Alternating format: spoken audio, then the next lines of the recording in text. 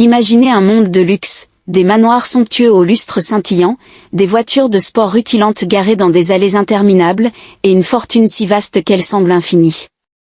Voici la vie de Desmond, un milliardaire qui semblait tout avoir. Mais au fond de son cœur, un vide persistait. Il manquait l'essentiel, le véritable amour. Les femmes qu'il rencontrait étaient éblouies par son argent, pas par l'homme qu'il était. Fatigué des regards intéressés et des sourires calculés, Desmond décida de tout changer. Voici son histoire, une aventure d'espoir, de sacrifice et de surprise qui va vous captiver jusqu'à la dernière seconde. Desmond vivait dans un manoir grandiose, entouré de richesses inimaginables. Des tableaux d'art ornaient les murs, des domestiques veillaient à chaque détail, et son compte bancaire débordait. Pourtant, chaque soir, il s'asseyait seul dans son immense salon, ressentant une solitude pesante. Il rêvait d'une femme qu'il aimerait pour son cœur, pas pour son portefeuille. Alors, il conçut un plan audacieux, il allait se faire passer pour un simple chauffeur de taxi. Il acheta un vieux taxi cabossé, aux pneus usés et au moteur bruyant, loin des limousines auxquelles il était habitué. Il troqua ses costumes sur mesure pour une chemise usée et un jean ordinaire. Dans les rues animées de la ville, il commença à conduire, observant chaque passager qui montait à bord. C'était excitant au début. Il rencontrait toutes sortes de gens, des hommes d'affaires pressés, des étudiants bavards, des voyageurs fatigués. Certains lui souriaient poliment, d'autres l'ignoraient. Mais personne ne voyait l'homme derrière le volant. Un jour, une femme nommée Amina monta dans son taxi. Elle était belle, avec des yeux pétillants et un sourire charmeur. Desmond sentit son cœur s'emballer. Peut-être était-elle différente? Ils parlèrent, et elle semblait gentille. Mais bientôt, elle commença à demander de l'argent. D'abord pour un petit souci, puis pour des besoins plus grands. Desmond comprit vite, elle ne s'intéressait pas à lui, mais à ce qu'elle pensait qu'il pouvait offrir. Il lui donna l'argent pour tester ses intentions, et comme il le craignait, elle revint encore et encore, toujours plus exigeante. Déçu, Desmond sentit son espoir s'effriter. Était-ce impossible de trouver un amour sincère? Puis, un soir, alors que le soleil peignait le ciel de teintes orangées, une jeune femme se tenait au bord de la route. Elle s'appelait Blessing. Ses vêtements étaient simples, son visage marqué par la fatigue, mais ses yeux dégageaient une paix profonde. Quand elle monta dans le taxi, elle ne parla pas beaucoup. Mais lorsqu'elle ouvrit la bouche, ce fut pour demander « Comment va votre journée, monsieur le chauffeur ?» Desmond fut touché. Pour la première fois, quelqu'un s'intéressait à lui, pas à ce qu'il pouvait offrir. Ils commencèrent à se croiser souvent. Blessing montait dans son taxi pour aller au travail ou rentrer chez elle. À chaque trajet, il parlait davantage. Elle lui raconta sa vie, elle travaillait dur dans un petit commerce pour aider sa famille, vivait dans un appartement modeste, mais trouvait du bonheur dans les petites choses. Son humilité et sa joie de vivre étaient comme un rayon de soleil dans la vie de Desmond. Il tomba amoureux, mais une peur le rongeait. Et si elle découvrait qu'il était milliardaire? L'aimerait-elle encore? Un jour, il décida de la tester. Dans une conversation, il se plaignit de la dureté de son métier de chauffeur, du maigre salaire qui suffisait à peine à vivre. Blessing l'écouta avec attention, puis sourit doucement. L'argent ne fait pas tout, dit-elle. Ce qui compte, c'est d'être gentil, honnête, et d'aimer vraiment. Ces mots frappèrent Desmond en plein cœur. Il avait trouvé ce qu'il cherchait, un amour pur, sans condition. Un soir, sous les étoiles, dans un petit parc tranquille, Desmond prit son courage à deux mains. Il avoua la vérité, « Je ne suis pas chauffeur de taxi. Je suis milliardaire. J'ai tout fait pour trouver un amour sincère. » Il retint son souffle, craignant sa réaction. Mais Blessing sourit, ses yeux brillants de tendresse.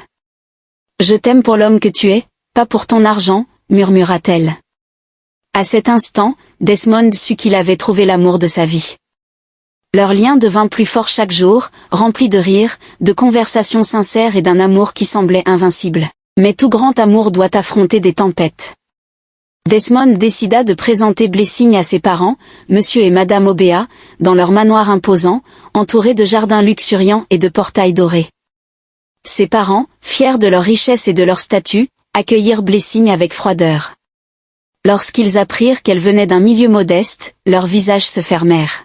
« Elle n'est pas de notre monde, déclarèrent-ils. Tu es l'héritier d'un empire, Desmond. Tu mérites une femme de ton rang. » Desmond était furieux. « Elle m'aime pour moi, pas pour mon argent !» cria-t-il. « N'est-ce pas ce qui compte ?» Mais ses parents restèrent inflexibles. « Le mariage, disait-il, c'est une question de pouvoir, de statut, de connexion. L'amour seul ne suffit pas. » Blessing resta silencieuse, la tête haute, malgré la douleur de leurs mots. Desmond était déchiré, mais il refusa d'abandonner son amour. Son père, M. Obéa, lui lança un ultimatum cruel: choisis Blessing, et tu perds tout, la fortune familiale, l'entreprise, ta place parmi nous. Desmond voulut résister, mais Blessing, voyant sa souffrance, le supplia de ne pas détruire sa vie pour elle. Le cœur lourd, il céda. Il retourna chez ses parents, mais à une condition déchirante: épouser Evelyn, la fille du meilleur ami de son père. Evelyn était tout ce que Blessing n'était pas. Gâtée, obsédée par le luxe, elle passait ses journées à exhiber ses bijoux et à rêver de grandeur. Le mariage fut une cérémonie fastueuse, avec des invités prestigieux et des décorations extravagantes. Mais pour Desmond, c'était une prison dorée. Il vivait dans le manoir familial, entouré de richesses, mais son cœur pleurait la perte de Blessing. Pendant ce temps, Blessing luttait seul dans son petit appartement délabré. Les murs fissurés, les meubles usés, l'air lourd, tout témoignait de sa lutte quotidienne. Puis, elle découvrit qu'elle était enceinte. Pas d'un enfant, mais de jumeaux, les enfants de Desmond. Bouleversée, elle choisit de garder le secret. Elle ne voulait pas briser la nouvelle vie de Desmond, même si cela signifiait porter son fardeau seule. Chaque jour, elle luttait pour survivre, mais son amour pour Desmond et ses bébés à venir lui donnait la force de continuer. Un jour, tout changea. La mère de Desmond, Madame Obéa, se rendit au marché local, un endroit où elle aimait échapper à l'agitation du manoir. Là, parmi les étals colorés, elle aperçut Blessing.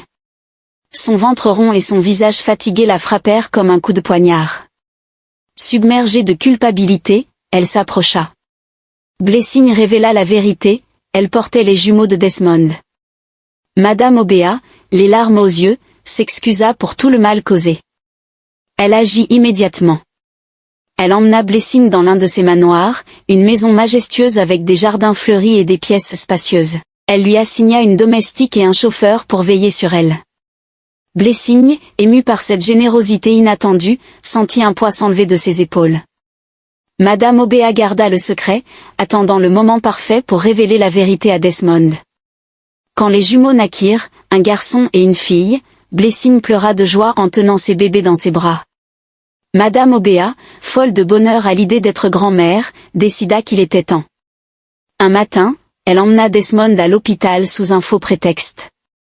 Lorsqu'il entra dans la chambre et vit Blessing avec 2 bébés, son monde s'arrêta. « Ce sont tes enfants », murmura sa mère, les larmes aux yeux. Desmond s'effondra, submergé par l'émotion. Il s'agenouilla près de Blessing, s'excusant pour tout, pour l'avoir laissé, pour la douleur qu'elle avait endurée. Blessing, avec son cœur généreux, lui pardonna.